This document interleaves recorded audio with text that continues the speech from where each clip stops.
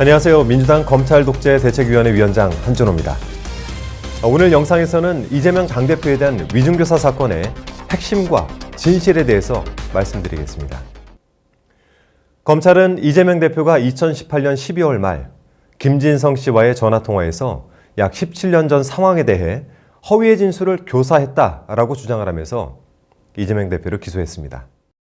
즉, 2002년 당시 KBS과 김병량 성남시장이 이재명 대표를 주범으로 몰기 위해서 KBS 최초로 PD에 대해서만 고소 취소하기로 협의를 했다라는 김진성 씨의 위증을 교사했다라는 것입니다.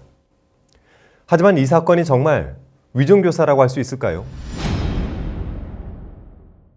우선 이재명 대표는 통화 당시 위증을 요구하지 않았습니다. 전체 통화 내용을 들어보면 이재명 대표는 그냥 있는 대로 기억을 되살려서 안 본 건 얘기할 필요는 없다라는 취지의 발언을 12차례나 반복을 합니다. 있는 그대로 말하는 것에 사전적 정의가 달라지지 않는 이상 해당 통화 내용은 이재명 대표의 결백을 확인시켜 줄 뿐입니다. 그리고 이 사건은 법리적으로도 위증교사가 될 수 없습니다. 일단 2002년 당시 KBS 측과 김병량 성남시장이 고소 취소를 협의했다라는 점은 이미 확인이 된 사실입니다. 고소 취소 협의 후 약속까지 받았다는 2002년 최초로의 법정 증언이 있었고, 고소 취소를 협의했다는 취지의 당시 KBS 관계자들 법정 증언이 이번 위중교사 사건에서도 있었습니다. 김진성 씨가 김 시장의 고소 대리인이자 비서실장격 수행 비서로서 김 시장과 내밀한 사이였기에 이를 모를 수가 없습니다. 따라서 이 부분은 허위의 진술이 아니므로 위증교사가 성립되지 않습니다.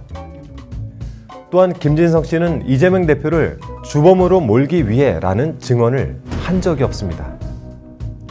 이재명 대표가 그런 부탁을 한 적도 없지만 설령 부탁했다 해도 이는 실패한 교사로서 위중교사죄가 성립될 여지가 없는 것입니다. 김진성 씨는 오히려 협의가 이재명 대표를 주범으로 몰기 위한 게 아니었다라는 취지로 증언을 합니다.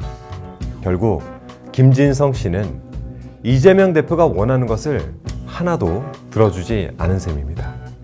그럼에도 불구하고 검찰은 중요 발언 내용을 누락하고 맥락을 왜곡해서 공소장을 작성했습니다. 무조건 유죄라는 결론을 정해놓고 끼워 맞추기 식으로 기소를 하다 보니 공소장이 창작물이 되어버린 것이죠. 심지어 검찰은 공소 사실과 모순되는 상황이 담겨 이재명 대표에게 유리한 증거인 변호사와 김진성 간 전화통화 녹음 파일을 수사기록 목록에도 안 써놓으면서 사실상 숨기기까지 했습니다.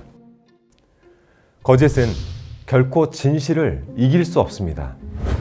이는 검찰의 조작과 왜곡으로 점철된 위중교사 사건에서도 마찬가지일 것입니다.